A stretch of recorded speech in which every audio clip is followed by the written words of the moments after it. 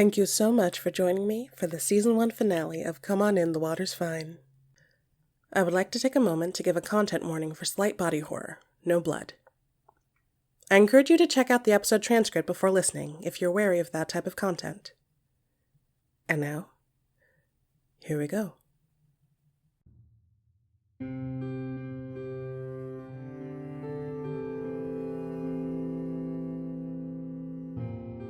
Come On In, The Water's Fine, a mermaid anthology podcast. Season 1 is a single story told in 4 parts. And now, Part 4. Ocean.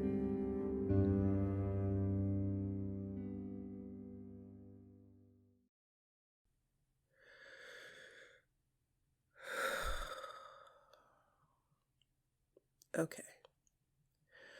So, let's not undersell this. You feel amazing. You go a few feet into the water and you're already completely covered, and you keep going further in. Your bathtub had nothing on this. You cannot overstate how inadequate the bathtub was compared to the ocean. The bathtub was eating whatever was in the fridge after being hungry all day, while the ocean is a world-class dinner after having a sensible late lunch. But you're gonna stop harping on your bathtub. It was there for you when you needed it.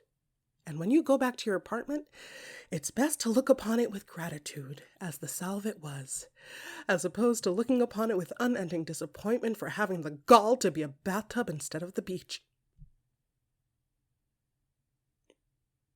In the ocean,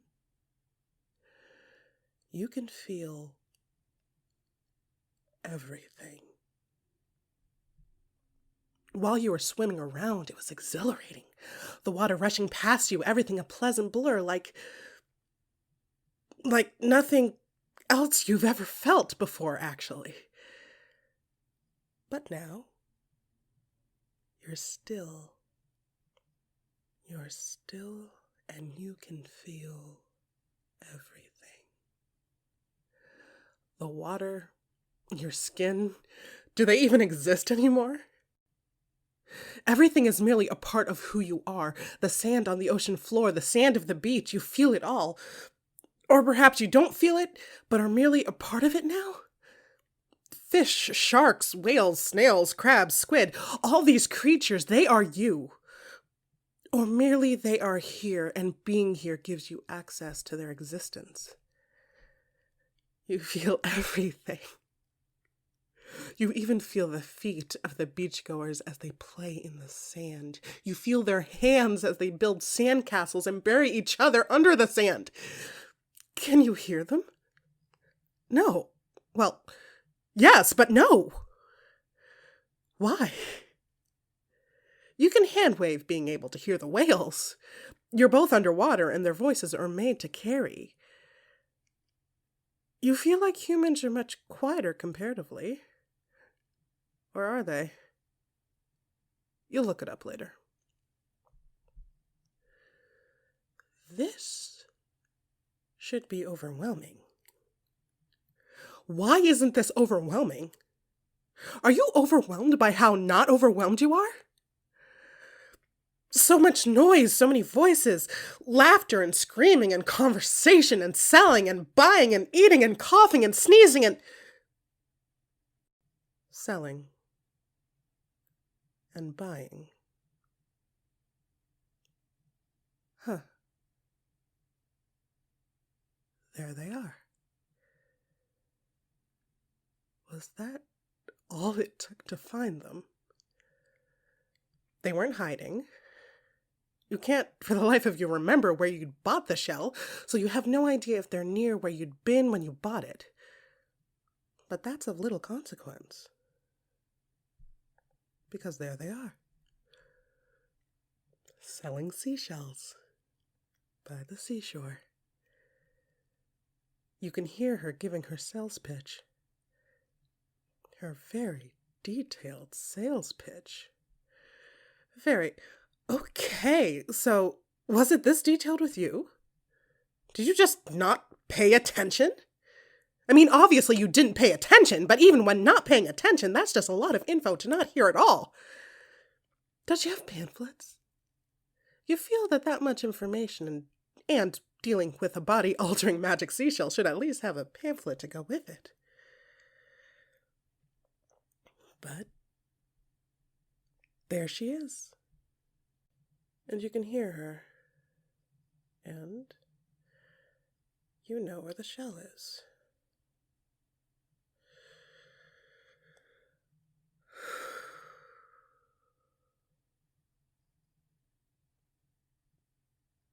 You look at your hand. You look at your hand for way longer than you'd like, to be honest. But you look at your hand because that was where the shell was. You look at your hand because that is where the shell is. You look and you see nothing. Nothing but your hand and your wrist and the arm they are attached to. You see this, but not what you're looking for. You don't see what you're looking for until you do. You feel sick. Was the shell always that large? Or perhaps it just appears large under your skin. You use your other hand attached to your other wrist, attached to your other arm, to cover what you saw. You don't see it anymore, but now you can feel it. It doesn't hurt. It didn't hurt before, but you can feel it. And it feels unfamiliar under your skin, and that's enough to make the bile rise in your throat. It doesn't have to be there. The shell doesn't have to be in your hand. It can be anywhere. It can be nowhere. It can be elsewhere, like you thought it had been these past 2 days. Soon enough, your hand is as it was, with no shell, no unfamiliar and disconcerting sensations.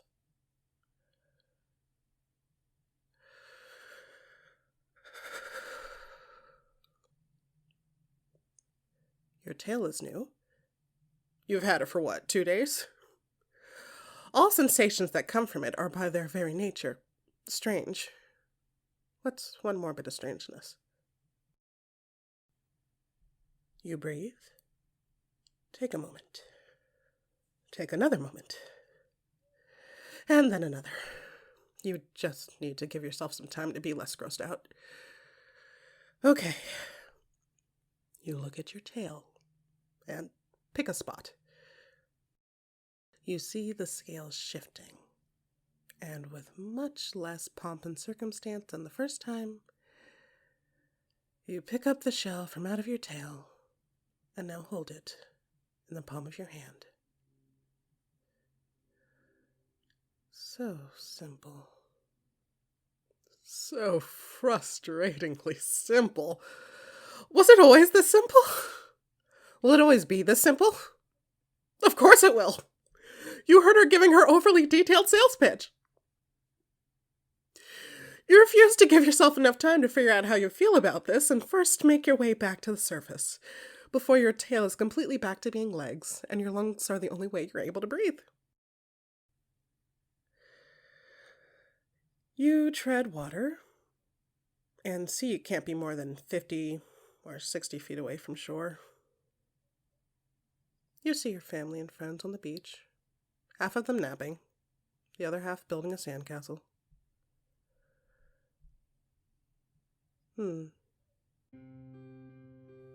Work already thinks you won't be back for a few days. And it's best to take the time now, while you have access to the ocean, to practice and explore your new abilities. Yeah, that sounds responsible and convincing.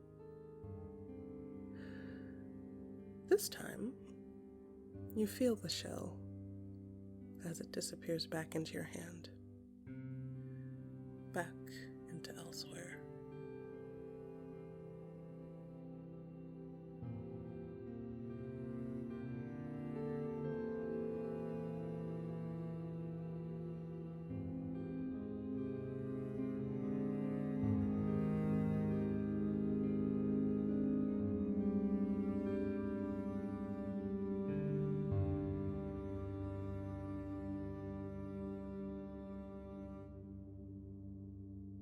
Come On In, The Water's Fine is created by Shade Oyemakinwa. Season 1 is performed and edited by Shade Oyemakinwa. You can support Shade on Patreon and Ko-fi. You can listen to this podcast on Radio Public, Spotify, and many other wonderful places where podcasts can be found. Thank you so much for joining me for Season 1. Come On In, The Water's Fine will return for Season 2. I'll see you then.